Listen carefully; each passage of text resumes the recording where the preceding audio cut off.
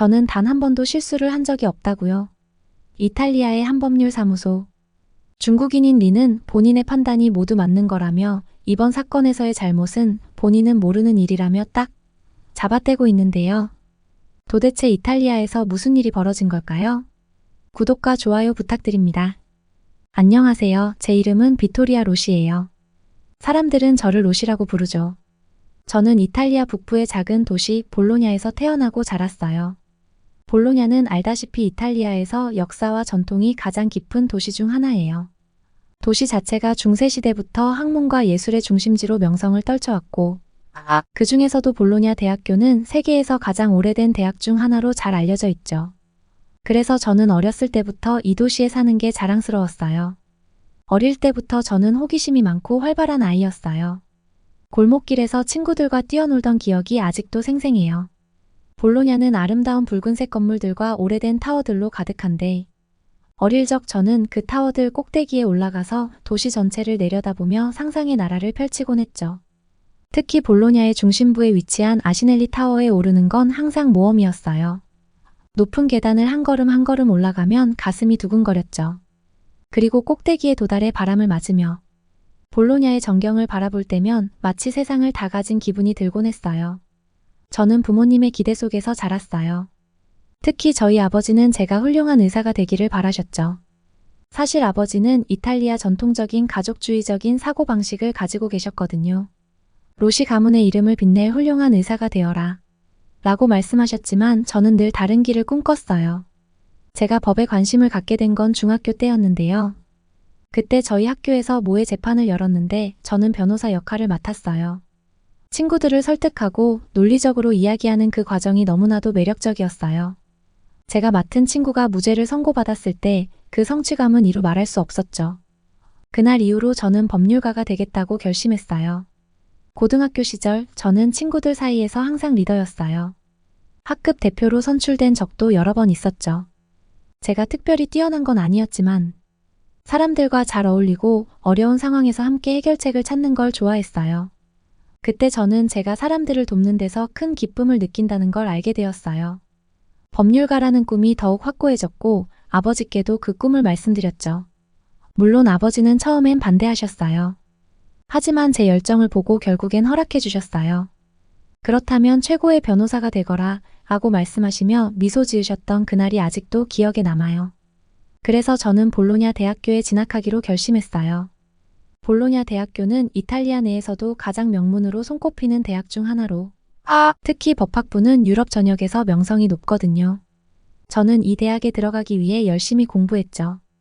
입학시험 날 저는 긴장감에 몹시 떨렸지만 동시에 설렘으로 가득 차 있었어요.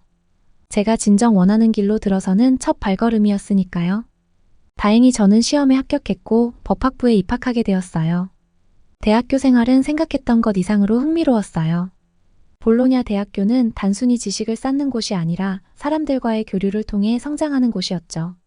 첫 해에는 법의 기초적인 부분들을 배우면서 많은 도전 과제를 마주했어요.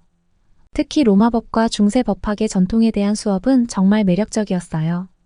교수님들은 언제나 학생들에게 깊이 있는 토론을 유도했고 저는 매 수업마다 새로운 세계를 탐험하는 기분이었어요. 볼로냐 대학 캠퍼스는 그 자체로 하나의 작은 도시 같았어요. 오래된 건물들과 정원들, 그리고 도서관이 모두 역사 속에서 살아 움직이는 듯 했죠. 특히 볼로냐 대학교 도서관은 제가 가장 좋아하는 장소였어요.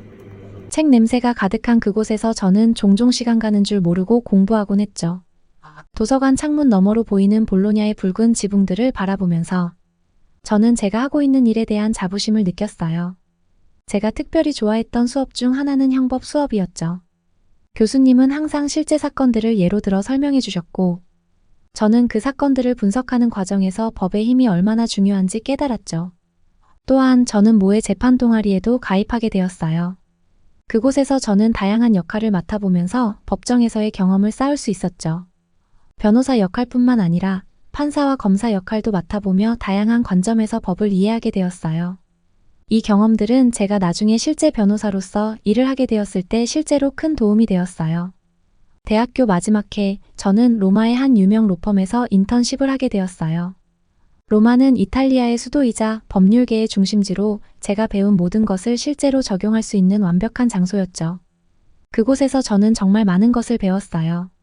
고객들과의 상담, 법정에서의 변론, 그리고 팀과의 협업 모두 저에게는 새로운 도전이었지만 하나하나씩 배워나가면서 자신감을 얻게 되는 과정들이었죠. 무엇보다 사람들을 돕는 일에서 느끼는 보람은 제게 큰 동기부여가 된다는 걸 알게 됐어요. 그렇게 인턴십을 마치고 저는 볼로냐 대학교에서 우수한 성적으로 졸업하게 됐죠. 로마에서의 경험 덕분에 저는 자신감이 붙었고 졸업 후 로마에 있는 그 로펌에 운 좋게 정식으로 취직하게 되었고 이제 저는 어릴 적 꿈을 이루어가고 있어요. 볼로냐의 작은 골목길에서 뛰어놀던 그 소녀가 이제는 이탈리아 법정에서 사람들의 권리를 지키기 위해 싸우는 변호사가 된 거죠. 로마에서 변호사로 일하게 된 첫 해는 정말 눈코 뜰 새 없이 바빴어요. 하지만 저는 그런 바쁨 속에서도 점점 더 제 일에 매료되었죠. 로마는 법률계의 중심지라 불릴 만큼 다양한 사건들이 끊임없이 쏟아지는 곳이에요. 저희 로펌은 특히 국제적인 분쟁을 많이 다뤘는데 다양한 나라에서 온 고객들과 일을 하다 보니 새로운 도전에 직면할 때가 많았죠. 그러던 어느 날 제게 인생에서 가장 큰 시험대가 될 만한 사건이 찾아오게 되는데요.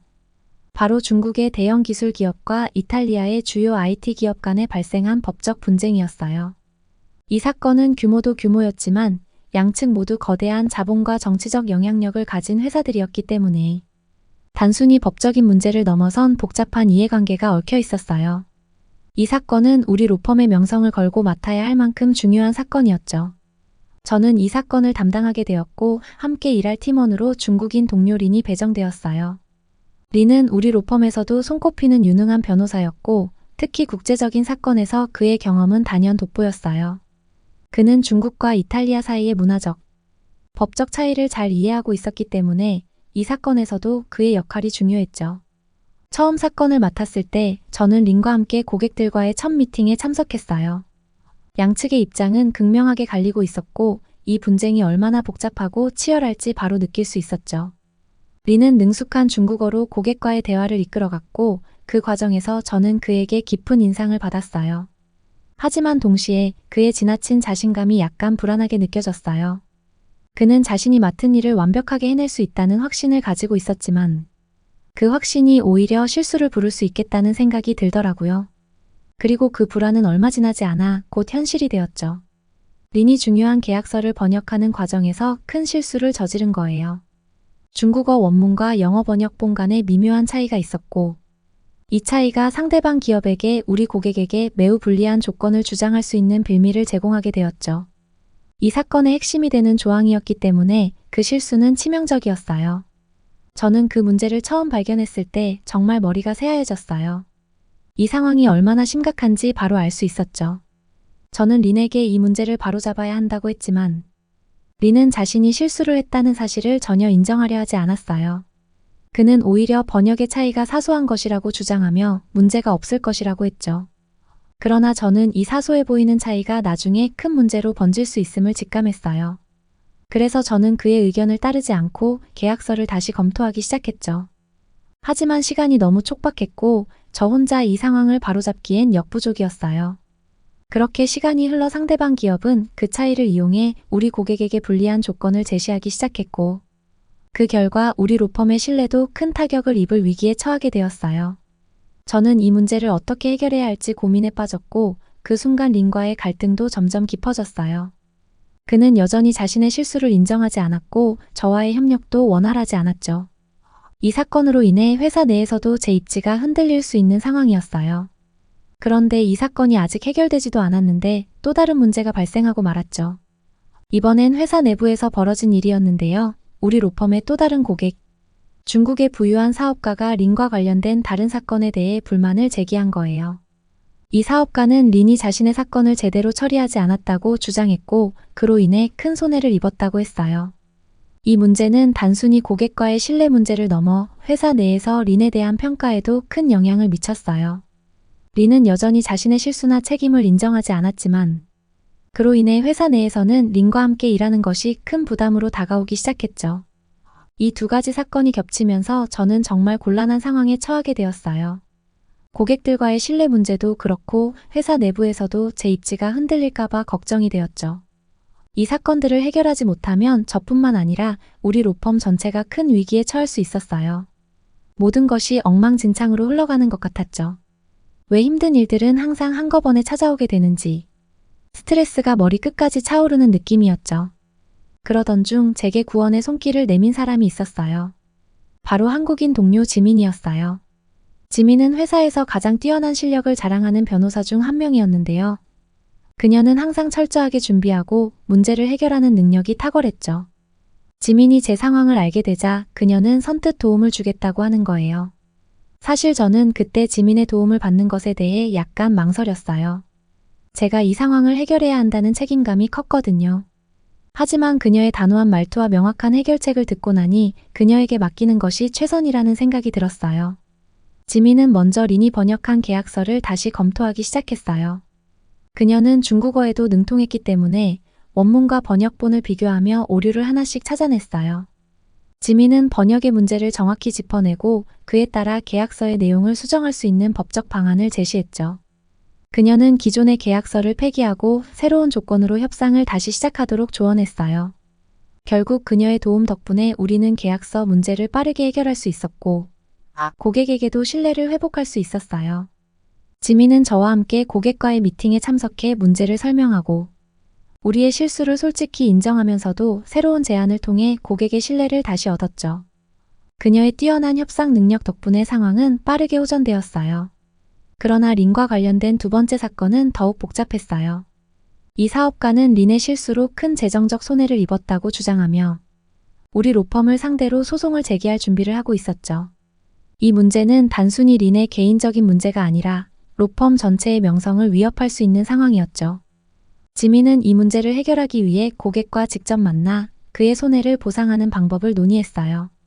지민은 고객에게 우리의 책임을 인정하면서도 그에게 실질적인 보상을 제시했어요. 또한 지민은 사업가의 입장에서 가장 유리한 법적 조언을 제공하며 그가 더 이상 소송을 진행하지 않도록 설득했죠. 지민의 신속하고 정확한 대응 덕분에 저희는 큰 위기를 넘길 수 있었어요. 저는 지민의 뛰어난 문제 해결 능력에 깊은 인상을 받았고 그녀와 함께 일하면서 많은 것을 배울 수 있었죠. 이번 사건들을 통해 저는 다시 한번 동료의 중요성을 느끼게 되었고 특히 지민에게는 큰 감사를 느끼고 있어요. 그녀는 단순히 제 동료가 아니라 저를 위기에서 구해준 구세주 같은 존재였죠. 그 사건들 이후로 린은 회사에서의 입지가 크게 흔들렸고 결국 다른 로펌으로 옮기게 되었어요. 저는 지민과 함께 계속해서 여러 사건을 맡게 되었고 그녀와의 협업은 항상 성공적이었어요. 저희는 서로의 강점을 잘 살려서 팀으로서 더 큰 성과를 이룰 수 있었죠. 이 경험은 저에게 직장 생활에서 신뢰할 수 있는 동료와의 협력이 얼마나 중요한지를 다시금 일깨워준 계기가 되었어요. 그렇게 지민과 활발하게 활동을 하던 중 지민은 쉼이 필요하다며 한국으로 잠시 돌아가겠다고 이야기를 하더라고요. 저는 지민과 함께 일을 하는 게 너무 좋았고 아직까지는 지민과 함께 나아갈 길이 많다고 생각해서 지민에게 이야기를 하고 같이 한국으로 쉬러 가는 건 어떻겠냐고 제안을 했죠. 지민은 오히려 좋다며 저와 함께 한국으로 떠나게 됐는데요. 한국에 대해 전혀 알지 못했던 제가 한국을 사랑하게 되기까지의 이야기는 꽤 흥미롭고 때로는 웃음을 자아내는 여정이었어요. 처음엔 단순히 지민 덕분에 한국에 대해 조금씩 관심을 갖게 된 것뿐이었지만 나중에는 그 관심이 점점 깊어져 가더니 어느새 저는 한국을 사랑하게 되었죠. 처음 지민이 저를 한국으로 안내했을 때 저는 사실 그렇게 큰 기대를 하진 않았어요. 그냥 새로운 경험이 될 거라 생각했죠. 한국이라는 나라에 대해 아는 건 거의 없었고 솔직히 말해서 아시아의 작은 나라 중 하나라고만 생각했었거든요. 하지만 그 여행은 제 생각을 완전히 바꿔놓았어요. 제가 한국에 도착한 날 서울의 공항에서부터 모든 것이 신기하게 다가왔어요. 한국의 공항은 마치 하나의 거대한 도시 같았어요. 모든 것이 빠르고 효율적이었고 공항에서 시내로 이동하는 과정도 매우 편리하더라고요. 공항에서 나가기 위해 공항철도에 탑승했을 때 저는 창밖으로 보이는 서울의 풍경에 매료되었어요. 고층 빌딩들이 즐비한 도심과 그 뒤로 펼쳐진 산들이 어우러진 모습은 정말 인상적이었죠. 서울의 첫 인상은 단연코 활기참이었어요. 거리는 사람들로 붐볐고 어디를 가든지 활기찬 에너지가 넘쳤죠. 첫날 저녁 지민은 저를 유명한 한식당으로 데려갔어요. 그곳에서 저는 처음으로 한국 음식을 맛보게 되었죠. 메뉴판을 보며 고민하던 저는 결국 지민의 추천을 받아 비빔밥과 김치찌개를 주문했어요. 처음 한 입을 먹었을 때 매콤한 맛이 입안을 가득 채우더니 이내 깊은 감칠맛으로 바뀌더라고요. 너무 신기했어요. 한국 음식은 단순한 맛이 아니라는 생각이 들었죠. 그 안에 여러 가지 맛이 조화롭게 어우러져 있었거든요. 사실 저는 이탈리아 음식이 최고라고 생각했는데 한국 음식도 그에 못지않게 훌륭하다는 걸 그때 깨달았어요. 다음 날 지민은 저를 한국의 전통 문화를 체험할 수 있는 곳으로 데려가줬는데요. 우리는 먼저 경복궁에 가게 됐어요. 복궁은 한국의 역사를 대표하는 궁궐 중 하나로 그 웅장함에 저는 단번에 매료되었죠. 궁의 커다란 대문을 지나 들어가자마자 마치 시간 여행을 하는 것 같은 기분이 들더라고요. 수백 년 전의 왕들이 이곳에서 어떤 생활을 했을지 상상하니 가슴이 두근두근 설렜죠. 궁궐 내부를 돌아다니면서 지민이 설명해준 한국의 역사와 문화는 저에게 매우 신선하고 흥미로웠어요. 특히 왕과 왕비가 머물렀던 근정전의 웅장한 모습은 지금도 잊을 수 없어요. 경복궁을 돌아본 후 바로 근처의 인사동으로 향했어요. 인사동은 한국의 전통과 현대가 어우러진 거리로 다양한 공예품과 전통 음식들을 만날 수 있는 곳이었죠. 그곳에서 저는 한국의 전통차를 맛보고 한복을 입어보는 체험도 했어요. 한복을 입고 거리를 거닐 때 마치 한국의 옛날 사람이 된 듯한 기분이 들고 너무 재밌더라고요. 한국 사람들은 저를 보고 미소 지으며 친절하게 말을 걸어왔고 그들의 따뜻한 환대에 저는 더욱 한국에 대한 호감을 느끼게 되었어요. 여행 중간에 지민은 저를 그녀의 가족에게 소개해주기로 했어요. 지민의 가족은 저를 마치 오랫동안 알고 지낸 친구처럼 반겨주었죠. 저희는 함께 저녁 식사를 했는데 그날 식탁에는 제가 이전에 본 적 없는 다양한 한국 음식들이 가득했어요. 잡채, 불고기, 갈비찜 등 맛있는 음식들이 쉴 새 없이 이어졌고 저는 그 풍부한 맛에 감탄을 금치 못했어요. 식사 후에는 한국식 전통놀이인 윷놀이도 지민의 가족과 함께 즐겼죠. 처음엔 규칙을 이해하는데 약간 시간이 걸렸지만 곧 윷놀이의 매력에 빠져들었죠. 지민의 가족들은 저를 편안하게 대해주었고 저는 그들과의 시간을 정말 즐길 수 있었어요. 그들의 따뜻함과 환대는 제가 한국에 대해 느낀 친밀감을 더욱 깊게 만들어 주었어요. 또한 지민은 저에게 한국의 K-팝 문화를 소개해 주었어요. 저는 사실 그전까지 K-팝에 대해 잘 몰랐어요. 그냥 젊은이들 사이에서 유행하는 음악 정도로만 생각했죠. 그런데 지민이 보여준 K-팝 뮤직비디오를 보면서 저는 그 화려함과 에너지에 완전히 매료되었어요. 화려한 안무와 멋진 무대, 그리고 가사 속에 담긴 감정들이 정말 신선하게 다가왔어요. 특히 지민이 번역해준 가사를 통해 K-팝이 단순히 유행하는 음악이 아니라 깊은 이야기와 감정을 담고 있다는 것을 알게 되었어요. 그날 이후로 저는 한국의 K-팝을 즐겨 듣기 시작했어요. 요즘 유럽 MZ세대들 사이에서 K-팝 문화가 유행이라고 하더니 제가 직접 들어보니 핫한 정도가 아니라 K-팝에 완전 매료가 돼버렸죠. 여행이 끝나고 이탈리아로 돌아간 후에도 K-팝이 제 플레이리스트에 꽉 차버렸죠. 여행이 끝나갈 무렵 지민은 저를 남산타워로 데려갔어요. 남산타워는 서울의 랜드마크 중 하나로 서울의 전경을 한눈에 내려다볼 수 있었죠. 타워 꼭대기에 올라가 밤하늘을 배경으로 반짝이는 서울의 불빛들을 내려다보았을 때 저는 마치 영화 속 한 장면에 들어온 듯한 기분이 들었어요. 그 아름다운 풍경을 바라보며 저는 이 도시의 깊은 애정을 느끼게 되었죠. 서울의 밤은 정말 매력적이었고 그 순간 저는 한국에 대해 더욱 깊은 감정을 품게 되었어요. 그렇게 한국에서의 여행은 끝이 났지만 제 마음속에는 한국에 대한 강렬한 인상이 남았어요. 한국의 역사, 문화, 음식, 사람들 모두에게 깊이 매료되었어요.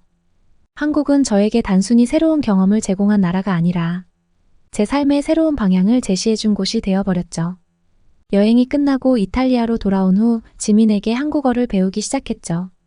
한국어는 처음엔 굉장히 어려워 보였지만 지민이 도와준 덕분에 조금씩 이해하기 시작했어요. 한국어를 배우면서 저는 한국의 문화와 역사에 대해 더 깊이 이해하게 되었고 그 과정에서 한국에 대한 애정이 점점 커져갔어요. 이제는 한국의 드라마도 즐겨보고 한국 음식도 자주 요리해 먹어요. 특히 한국의 드라마들은 제게 큰 감동을 주었어요. 단순한 러브 스토리부터 시작해 사회 문제를 다루는 깊이 있는 드라마까지 다양한 장르의 한국 드라마들은 저를 매료시켰죠. 저는 한국의 문화가 얼마나 다채롭고 풍부한지 알게 되었고 그 속에서 새로운 영감을 찾곤 해요. 이렇게 저는 한국을 사랑하게 되었어요. 처음엔 그저 동료의 나라로만 여겼던 한국이 이제는 제게 매우 특별한 곳이 되었죠. 저는 종종 한국으로 다시 여행을 떠날 계획을 세우곤 해요. 한국에서의 경험은 제 인생에 큰 변화를 가져다 주었고 새로운 문화를 접하는 것이 얼마나 즐거운 일인지 깨닫게 해주었어요. 이제 저는 법률가로서의 삶뿐만 아니라 전 세계의 다양한 문화와 사람들을 더 많이 이해하고 경험하고 싶다는 새로운 목표를 가지게 되었어요. 한국에서의 경험은 제게 그런 열정을 불어넣어준 소중한 기억이랍니다. 지금까지의 사연 어떻게 들으셨나요? 로시가 중국인 동료로 인해 힘들어진 삶을 더 활기차게 만들어준 한국인 동료. 지민에게 정말 고맙다는 인사를 전해주고 싶은 사연이었는데요. 앞으로 지민과 파트너로서 더 왕성한 성장을 할 수 있었으면 좋겠다는 생각이 들었습니다. 다음에도 한국으로 휴가를 나오면 서울 외에 한국의 다른 지역으로도 여행을 꼭 다녀왔으면 좋겠네요. 댓글로 로시에게 한국에 추천해줄 만한 지역을 써주시는 건 어떨까요? 그럼 다음에 더 재밌는 사연으로 돌아오겠습니다. 감사합니다.